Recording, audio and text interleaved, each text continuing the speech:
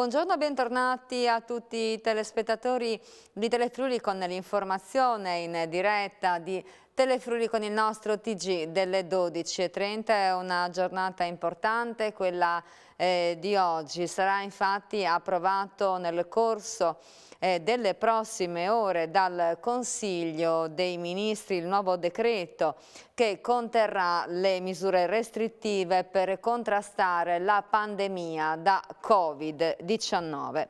Da lunedì 12 regioni in zona rossa e ci sarà anche il Friuli Venezia Giulia, la nostra regione. Sentiamo.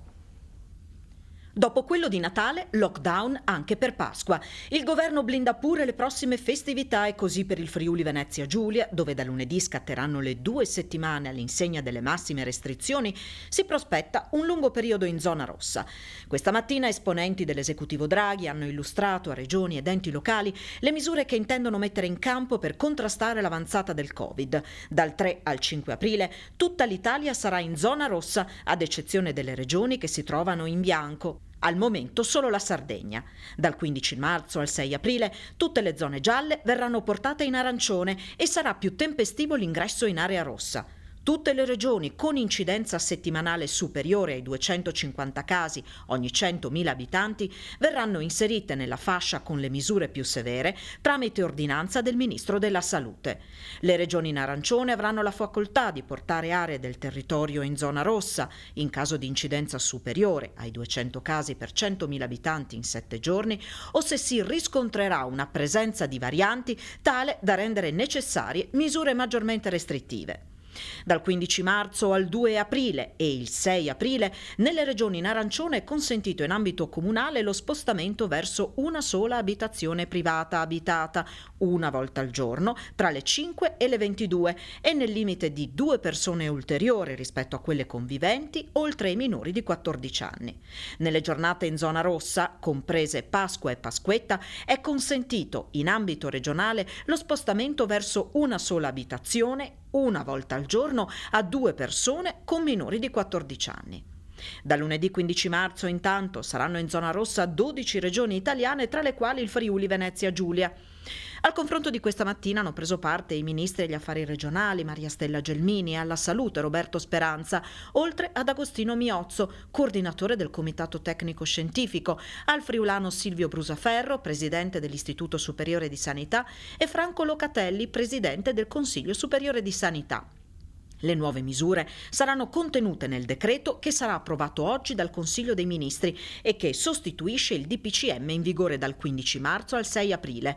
Brusaferro ha fatto sapere che a livello nazionale l'RT è salito a 1,16 e che si stanno sfiorando i 250 casi per 100.000 abitanti. In Friuli Venezia Giulia l'indice è a 1,39 e a livello regionale i casi negli ultimi 7 giorni sono 397 ogni 100.000 abitanti.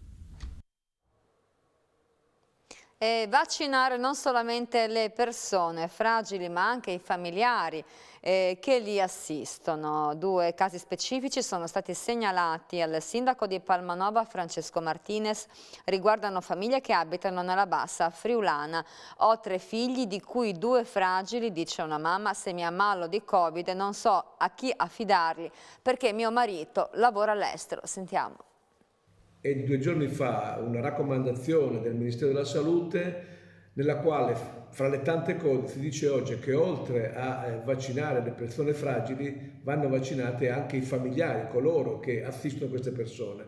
E proprio in questi giorni io ho ricevuto da parte di 2 genitori che abitano nella Bassa Friulana una lamentela dove il papà è militare ed è in missione in Kosovo per l'Italia, per questo paese, d'altra parte la madre ha in casa 3 bambini, di cui 2 fragili, uno autistico e una bambina sorda, e ha chiesto di essere vaccinata perché ha paura che se nel caso in cui potesse essere contagiata non sa a chi affidare i 3 bambini, 2, 6 e 8 anni, perché non ha una rete sociale, non ha una rete familiare. Allora, quello che io chiedo alle autorità competenti, alle autorità sanitarie competenti, è di prestare attenzione anche a questi casi particolari. Adesso c'è questa raccomandazione dove esplicita in maniera chiara che vanno vaccinate con priorità i caregiver, coloro che seguono le persone fragili, e quindi si presta attenzione a queste situazioni perché è importante, perché si dà risposta a insicurezze che attualmente ci sono e sicuramente si rispettano quelle che sono le raccomandazioni che vengono dal Ministero della Salute. E dalle prime ore di oggi i carabinieri del NAS stanno procedendo in tutta Italia al sequestro delle dosi di vaccini AstraZeneca appartenenti al lotto di cui l'AIFA ha richiesto la sospensione della somministrazione. Si tratta complessivamente di 249.600 dosi. Nella nostra regione sarebbero state consegnate alle strutture sanitarie 5.000 dosi, 4.950 delle quali sono già state usate. Saranno quindi sequestrate nella giornata di oggi le ultime 50. E cambiamo pagina, passiamo alla cronaca. Borgo Stazione, zona Castello, al Setaccio. Ieri a Udine, per bloccare il fenomeno dello spaccio di stupefacenti, numerose le perquisizioni e arresti, le persone identificate, le irregolarità riscontrate in questa operazione eseguita in maniera congiunta e coordinata tra tutte le forze dell'ordine.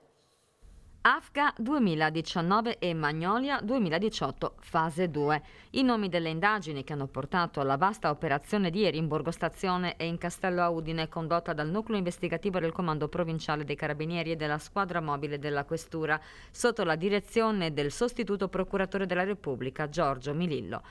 Nel mirino un'organizzazione criminale di prevalente matrice afghana e pakistana dedita allo spaccio di sostanze stupefacenti e immigrazione clandestina.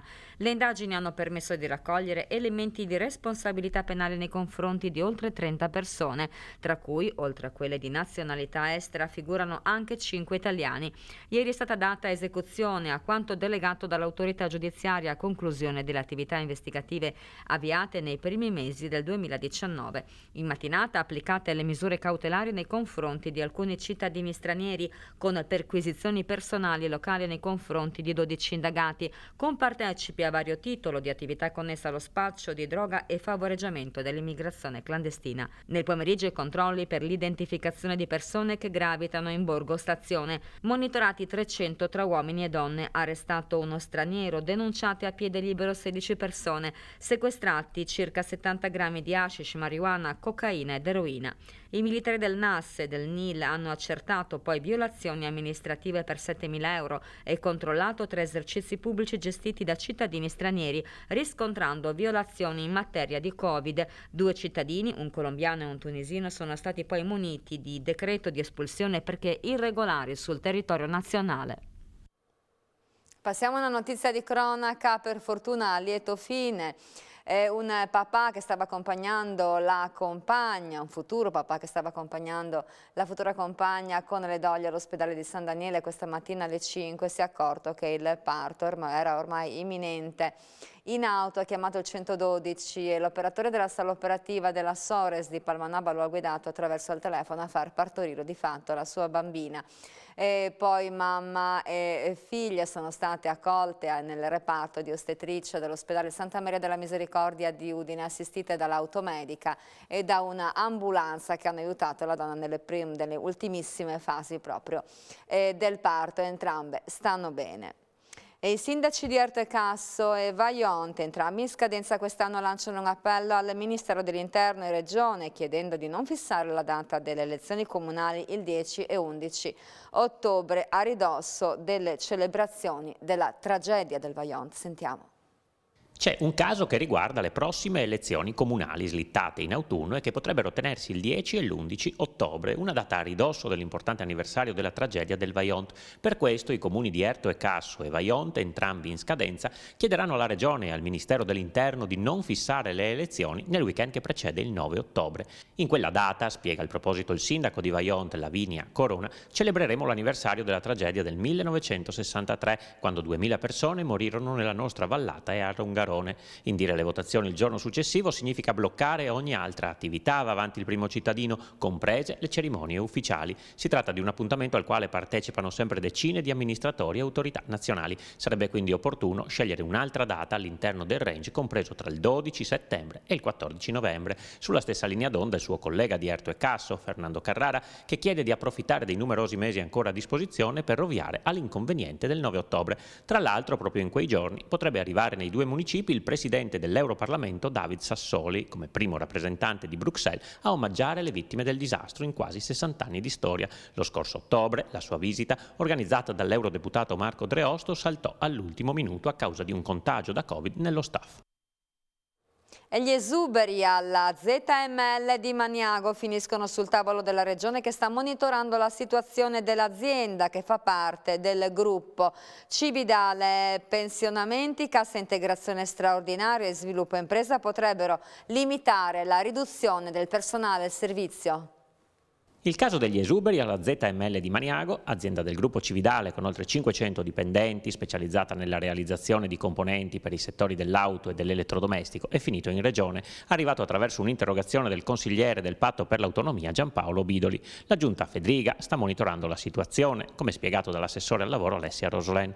La trattativa avviata fra le parti sembra possa portare a una diminuzione delle eccedenze dichiarate da 90 a 68. L'azienda, ha spiegato Rosolén, si è già dichiarata formalmente disponibile ad avviare un percorso di cassa integrazione guadagni straordinaria della durata di 18 mesi a partire dal 1° aprile prossimo, riorganizzazione che potrebbe portare all'utilizzo di alcuni strumenti del provvedimento sviluppo impresa. Sul tavolo anche la possibilità di accesso, quanto più esteso possibile, ai requisiti della pensione da parte dei lavoratori in esubero durante il periodo complessivo di fruizione degli ammortizzatori sociali CICS e NASPI. Opzione quest'ultima che potrebbe riguardare circa 30 persone. Per altri lavoratori potrebbe esserci un dirottamento verso altre aziende del gruppo che ha annunciato investimenti sul fronte dell'automazione. I sindacati FIOM, FILM e WILM però continuano a chiedere maggiori tutele per i lavoratori. Ed era l'ultima notizia del nostro TG, ma l'informazione in diretta di Telefriuli torna tra pochissimo con collegamenti e contributi dal territorio. Con A voi la linea.